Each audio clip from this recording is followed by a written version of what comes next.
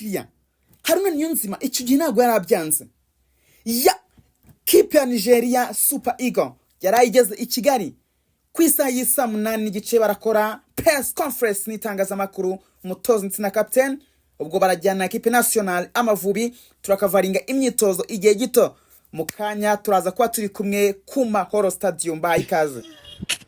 Ngo niwe yanyasipiye buri muvandimwe cyagiye byari binkozeho ngo twikoreye ngibi ngo kurangiza ngagira iki ngakora imyitozo turayiterura. Urazi aho byari binsize ari bana. Reka nizere ko mumeze neza cyane kabisa aho muri hatandukanye bari mu Rwanda hanze y'igihugu. Ndabakunda sana, nabapenda sana kabisa. Teacher Stasha here loving you man.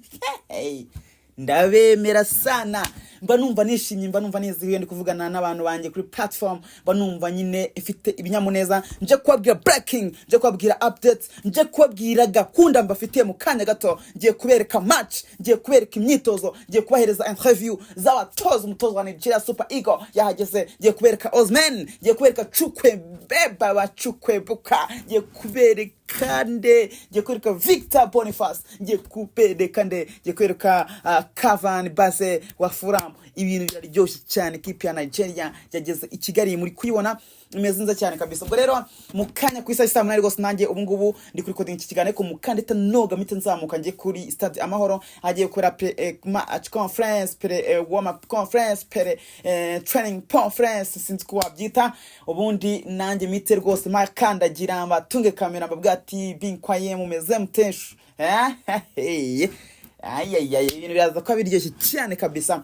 Ubwo rero mumfashe tugenda ari mu gace cyane tazino kuvuga ko mu nkuru za kipe ya Rayon Sport. Ibintu biraza kuba biryoshye sana, fresh sana.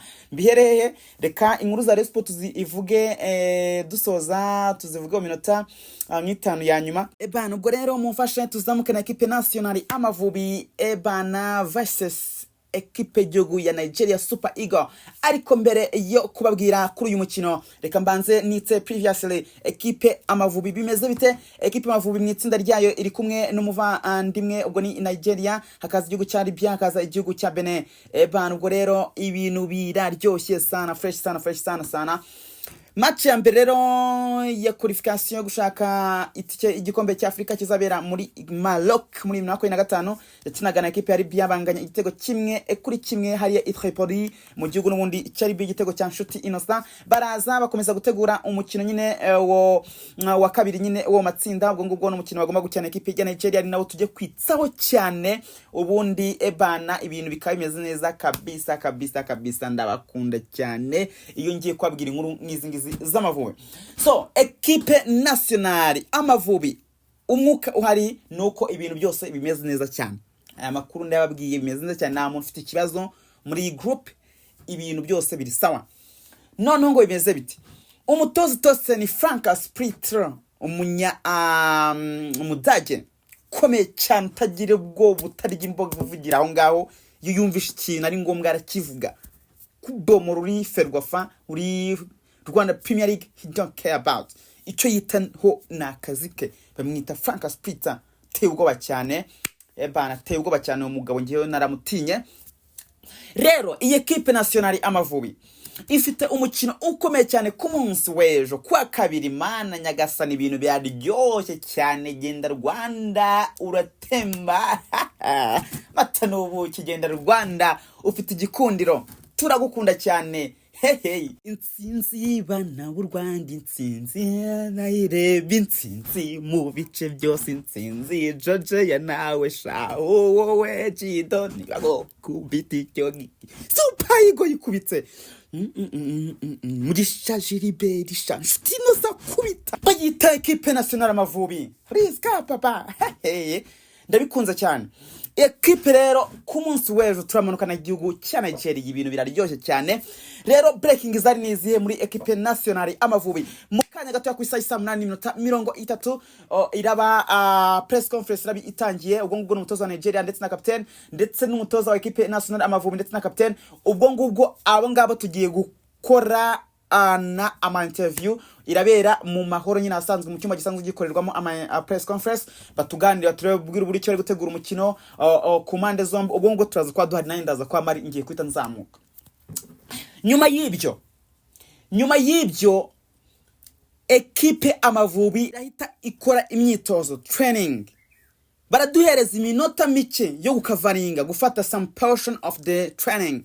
Baraza duhereza iminota ko Bwana Mori Dagret, communication manager muri Ferwafa na ekipe nationale, maze kubinangariza avuze ko rwose iminota yo batarayimenya, ahubwo haza kubaho ibiganiro hagati n'umutoza Torsten Frank Splitter yifuza ko twafata n'ibyo tutafata bijyanye no kwitegura no gutegura ekipe yiwe, kandi akumva ko ibintu byose biri secured na ngorane bishobora kumuteza.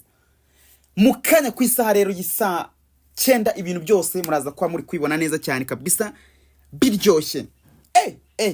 Iyi kipe iteye ubwoba cyane. Nshuti Innocent kuri page ya Instagram yongera asubizaho igitego cye yatsinze ekipe ya Libya, aravuga ati njyewe ndahari kandi mari kubw'igihugu cyanjye for national duty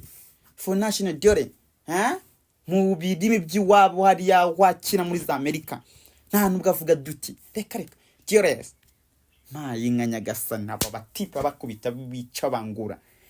Nshuti Innocent mwitezeho ibitangaza kuko namwe niko mubibona. Nshuti Innocent rutayizamu mwiza, njyewe mamya nashidikanya ko rwose uyu musore atwaye neza cyane attaque ya equipe nationale. Ubwo rero icyo nababwira kindi kuri equipe nationale, ngenda abwira ibyo nabakorera ku munsi w'ejo, ni ku munsi nyine wa match nzagera kare muri stade mbanze mbahereze vibe. Ubwo ngubwo abantu tubana nyine barabizi ko gahunda zazimeze live, tumanuka twirukanka cyane, mbakubite vibe yaho rwose. Atmosphere hanze imeze bite muri stade imbere imeze bite, Super Ego imeze ite, abafana ba Super Ego baje bimeze bite, bafite vibe cyangwa ejo icyo kinzakikora until we enter the pitch, turebe noneho uko bizaba bimeze ekipe imaze kwinjira mu kibuga. Ubwo rero gahunda niyo ngiyo, abatarakora subscription mwe mukandaho, abashya ebana mwa muri gutangwa, mwa muri gucikwa, mugerageze mukwite mubangura kabisa, tuvana ibintu mu nzira twongere imibare. So ni munyemero bite nizamu cyane ekipe ya Rayon Sport. Ubwo ibyo muri mu Mavubi byo bisa nka hari ibyo ngibyo, izindi gahunda gose magenda muzikurikirana ibiganiro bikurikiyeho, kuko ndagomeza kugira droppinga ibiganiro bitewe n'information nyine zikujya zisirikira hanze. So ni munyemero dukomeza na ekipe ya Rayon Sport, Lion gikuniro, ekipe y'Abanyarwanda, ekipe Nyanza Staro ry'Inyanza, Rayon Sport waratsinze mbabarira gutsinda Rayon Sport ndabizi, gutsinda Rayon Sport ndabizi. Haruna yabwiye Rayoni ati ni mutamye ndabizi ndabasezera. Ski Haruna niyo nzima asezera kuri ekipe ya Rayon Sport, basesa amasezerano, ibyo si bikiri inkuru.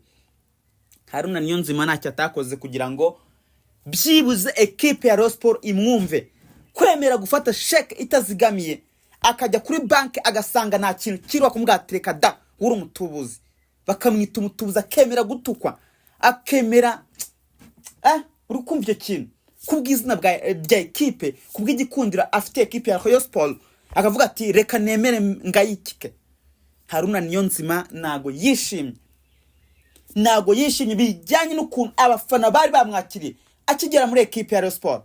Ndi umuntu akoze ikiganiro kuri 3D mvuga kuri Haruna niyo nzima, mvuga his qualities, his ability, n'ikintu agiye gufasha ekipe ya Rayon Sport nk'umu legend, nk'umukinnyi mu kibuga, nk'umu leader, nk'umuntu ugiye kwafasha muri dressing room, kwimana kwibransa. Haruna niyo nzima twavuganye igihe kitari gito, mutipe nago anyuzwe n'umwanzuro ekipe ya Rayon Sport yafashe. Ariko ni ibihe bibi, suko bavuga ko namenye Patrick we yifuzaga ko Haruna yaguma muri ekipe, adira mwatereka ibyo bintu wabyori wundi ati amafaranga ni menshi cyane mu mwihorere. Haruna niyo nzima amafaranga hari ni make cyane, iyi operation mbari tuzayikoreye ikintu, tuzayishakira umwanya wayo ntifatanye na zino nkuru z'Amavubi. Gusa icyo nakubwiye kuri Haruna niyo nzima,